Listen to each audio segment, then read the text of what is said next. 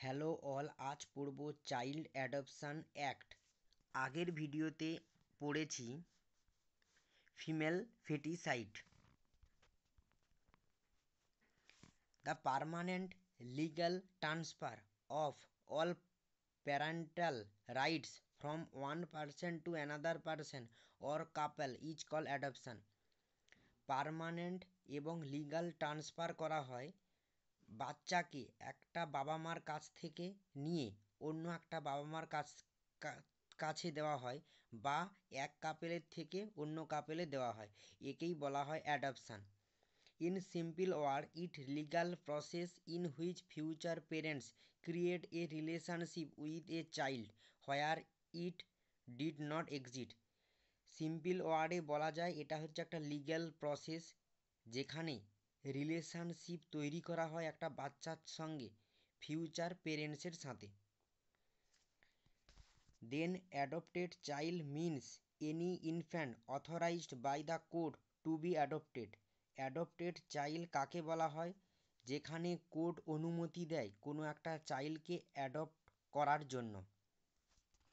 Then adopter means a person authorized by the court to adopt an infant. Adopter means কোনো একটা কাপেলকে বা কোনো একটা পার্সনকে কোর্ট অনুমতি দেয় কোনো ইনফ্যান্টকে অ্যাডপ্ট করার জন্য, তাকে বলা হয় adopter. Then type of adoption: open adoption, semi open adoption, close adoption, domestic adoption, international adoption. Open adoption কি? এখানে রিলেশনশিপ রাখা হয় রিয়েল মাদারের সঙ্গে অ্যাডপ্টারের। দেন সেমি ওপেন অ্যাডপশানে কি? এখানে টিনেজ এজ পর্যন্ত দেখা করা যাবে না বাচ্চার সঙ্গে, এটা একটা রুল করা হয়। এছাড়াও কল করে কথা বলা যায়, দুটো মা কল করে কথা বলে, রিয়েল মা এবং অ্যাডপ্টার মা কথা বলতে পারে, বা রিয়েল মা বাচ্চার ফটো চাইতে পারে, কিন্তু দেখা করতে পারবে না এখানে। দেন ক্লোজড অ্যাডপশান, এখানে কি করা হয়, লিগেলি কোনো কন্ট্যাক্ট থাকে না রিয়েল মায়ের সঙ্গে, যে অ্যাডপ্ট করে তাদের কোনো কন্ট্যাক্ট থাকবে না এখানে। দেন ডোমেস্টিক অ্যাডপশান কি?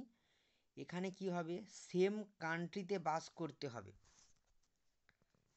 এটাই এখানে বলা হয়েছে, সেম কান্ট্রিতে বাস করতে হবে ডোমেস্টিক অ্যাডপশানে, তার মানে রিয়েল মা বাবা মাকে এবং যে বাচ্চাকে নেবে তাদের দুজনকে।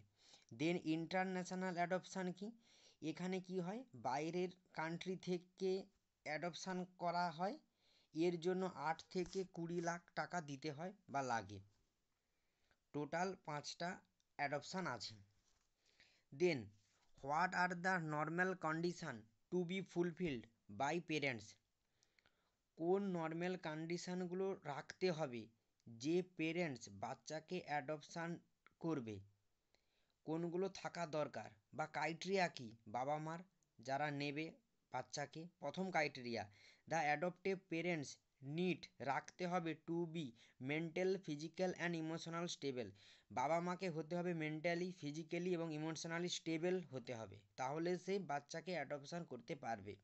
দেন শুড বি ফাইন্যান্সিয়াল স্টেবল, টাকা পয়সার দিক থেকে স্টেবল হতে হবে বাবা মাকে। Then should not be suffering from any life threatening disease, কোনো লাইফ থ্রেটিং ডিজিজ বা রোগেতে যেন না বাবা মা ভোগে, যদি থাকে এই রকম রোগ তাহলে তাকে অ্যাডপশান দেওয়া হবে না, বাচ্চাকে অ্যাডপশান করতে সে পারবে না।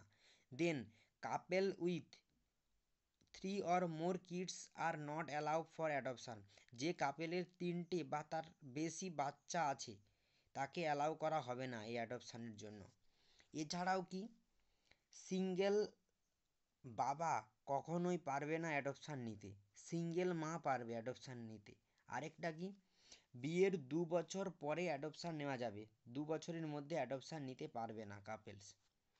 আশা করি আজকের ভিডিওতে চাইল্ড অ্যাডপশান অ্যাক্ট বা হিন্দু অ্যাডপশান অ্যাক্টের normal condition to be full by parents বুঝতে পেরেছো, টাইপ বুঝতে পেরেছো এবং ইন্ট্রোডাকশান বুঝতে পেরেছো।